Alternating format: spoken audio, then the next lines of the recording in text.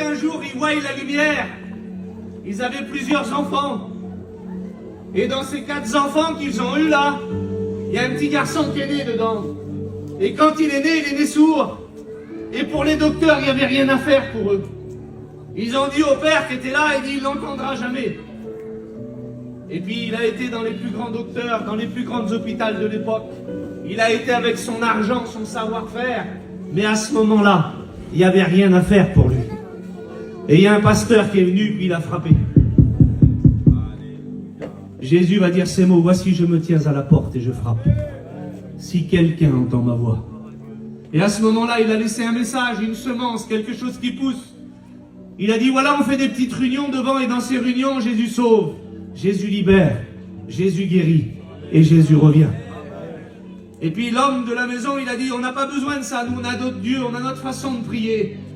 On a notre croyance à nous. Puis l'homme a laissé ces mots-là, puis il est parti, puis sa femme faisait la vaisselle. Puis elle a dit ça, elle, si c'était vrai. Et ce soir, si cette prière serait dans ton cœur, si tu pourrais dire, si c'était vrai.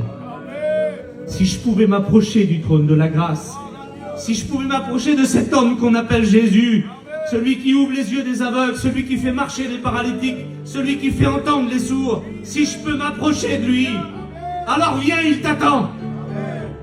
Et puis là, à ce moment-là, la femme a rentré dans la réunion, et dans la réunion, il s'est passé quelque chose. Le pasteur a prié pour son fils, au nom de Jésus. Et ce petit enfant a entendu. Et il a grandi. Et puis quand il a grandi, il a eu un cancer généralisé. À l'hôpital ici, à Paul Brousse, ils lui ont donné 1 an à vivre. Il avait 3 cancers en même temps.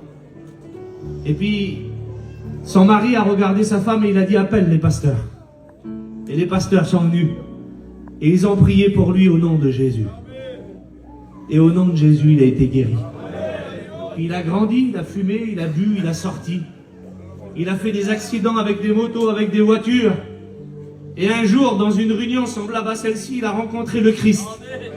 Celui qui vous a été prêché, celui qui a ouvert les yeux de cet aveugle, celui qui pénètre de loin tes pensées, celui qui est capable de donner la vie là où elle n'y est pas, celui qui est capable de ressusciter les morts. Il a rencontré ce sauveur-là et il lui a ouvert les bras.